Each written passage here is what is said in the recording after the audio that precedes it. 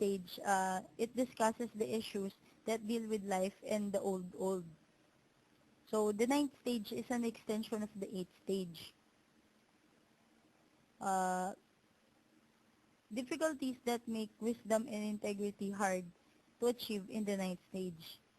Impaired senses, it is very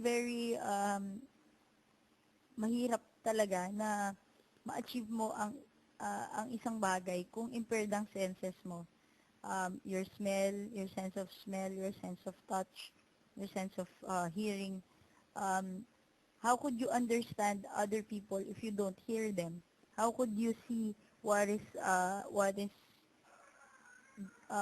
truthful or not if you don't see them? So isang difficulty yon para ma-achieve yung ninth stage, which is just an extension of the integrity versus the despair.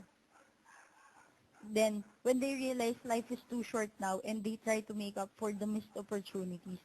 So, sometimes if they nagmumuni-muni sila, most of the time, older person, they have that tend to reminisce and they realize that what have I done in my entire life? So, by realizing this, they see that there are many things that have missed from their life. So, marami silang napalagpas. So, they try to make up for these things. And this makes it hard for them to achieve uh, the ninth stage. Then, when they feel that their lives are now what they wish them to be. So, hindi, when they stop believing that that they need to strive more, when they tend to believe that nagawa ko na yung fulfillment ng life ko. So they do not just feel na mag-next level pa ako. So they just keep on holding back on the eighth stage, which is ego, integrity, and despair. Then experience losses of relationship to greater degree at any other age. So loss, when their spouse or their partner dies, this tend to make them hard to achieve the ninth stage. Then moral agency. So the ability to make deliberate choices and take deliberate action with regard to right or wrong behavior refers to a person's moral agency. So ang mga matatanda, ang moral agency nila impaired kasi there are many facts kung bakit impaired. One is that possible na may sakit na sila, like Alzheimer's, dementia. They tend to forget things, or possible na mahina na sila. They cannot do such an act, di ba? That is why ang moral agency ng mga matatanda, hindi naman sa discriminate mo talaga sila, but they tend to have a low moral agency talaga. Then, decisional capacity is the ability to come to what most adults would consider to be reasonable conclusions, reasonable conclusions or resolutions. In this decisional capacity, ang ability mo to consider what is good, what is a better outcome, sometimes na-impair din dahil most of older people, yun nga, may sakit, or they tend to think na what is right for you is also, what is right for them is also right for me. So, they don't tend to see the other sides of your decision making. So, at saka, usually, or most of the time, older people are a very close-minded person na kasi they have been through many experiences. So, this tends to justify their decisional capacity galing dun sa mga naging experiences nila. That's why they tend to have, or sometimes they tend to have a close-minded decision making. Then autonomy and paternalism. Autonomy in bioethics is consistent with persons being rational and capable making their own healthcare and life decisions. So, autonomy, most of the tayo, young adults, uh, mid, middle-aged persons, uh, most of us have the autonomy of our decisions. So, we we're capable of being rational, making our own decisions, regarding to healthcare and many things. And then paternalism. Paternalism occurs when healthcare professionals make choices for patients in the best interest of the patient or for the patient's own good. So, paternalism, ibang tao yung nagdedesisyon para sa'yo, para sa betterment ng health mo. So, in this one, autonomy and paternalism, this is a dilemma regarding sa mga nurses. So, uh, in nurses in a healthcare facility, uh, ano ba ang mas unahin mo? Ang autonomy or ang paternalism? So, autonomy ba ng patient mo? Yung request ba niya? Would you consider him as a rational or capable being? Or yung paternalism mo as a nurse na ito yung makakabuti sa patient ko. Ito yung magle-lessen ng pain niya. So, which would you consider? Yung request ng patient o yung you know what is right for your patient? So, this is a very big dilemma for healthcare facility nurses, lalo na kung matagal na yung service nila sa isang facility, especially when they are attached to their work na. So, this is a very big dilemma for them. One of those ethical issues that we are going through in our daily lives. So, virtues needed by elders. So, these are the virtues needed by the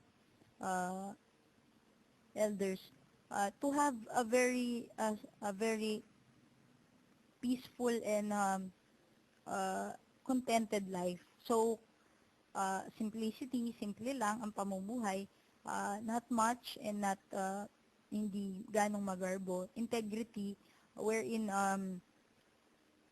yun nga, integrity, tapos wisdom, marami na silang na-acknowledge na knowledge. Yeah. Then hilarity, patience, humility, and courage. Then quality of life, sanctity of life. Sometimes they interchange this one, quality and sanctity. So many people, they believe that because all human life is sacred, life must be preserved no matter what the quality of that life might be. So many people, marami pang tao or marami talagang tao ang nagbe-believe, or I do believe also na life is a sacred thing. So, kung ano man ito, kailangan mong i-preserve. But there are such cases na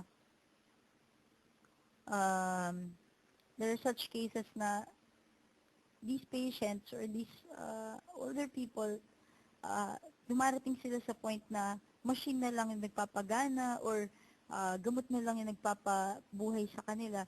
So, what is the dilemma there is, quality of life pa ba yun or sanctity of life pa ba yun kung machine na lang ang nagpapagana sa buhay mo or gamot na lang ang nagpapabuhay sa'yo?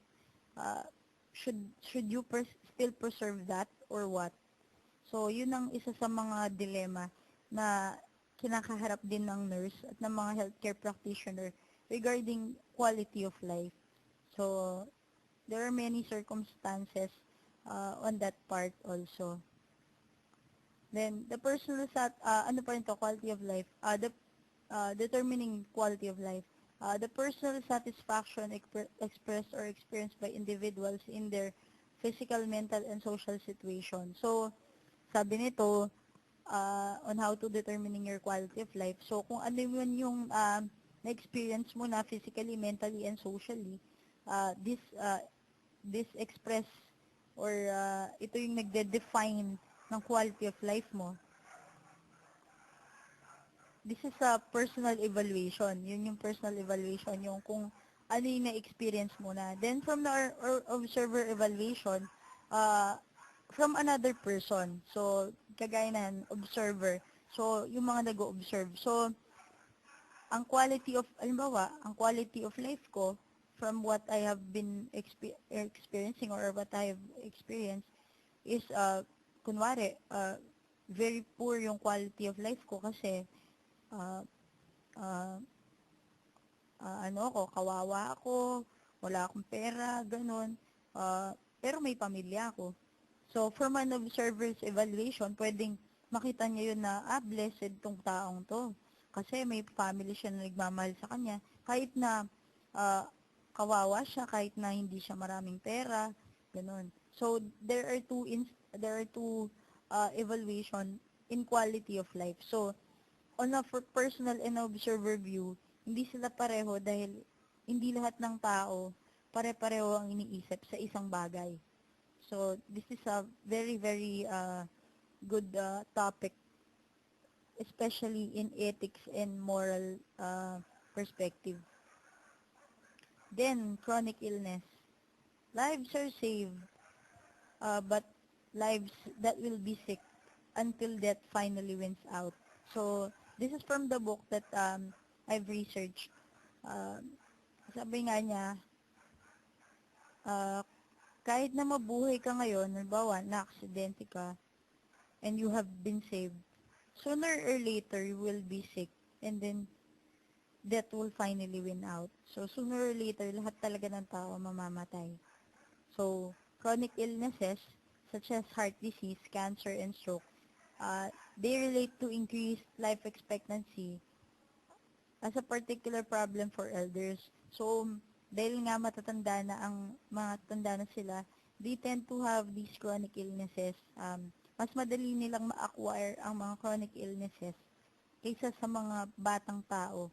Kasi, first and foremost, mahina na ang resistensya, mahina na ang katawan. Ang pagkain, hindi na sila ganong natutunawan, hindi na sila ganong kumakain. Iba na rin yung metabolism ng katawan nila. These are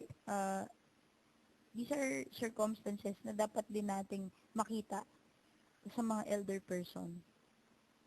So, there are 3 concerns sa chronic illness. So, lack of control.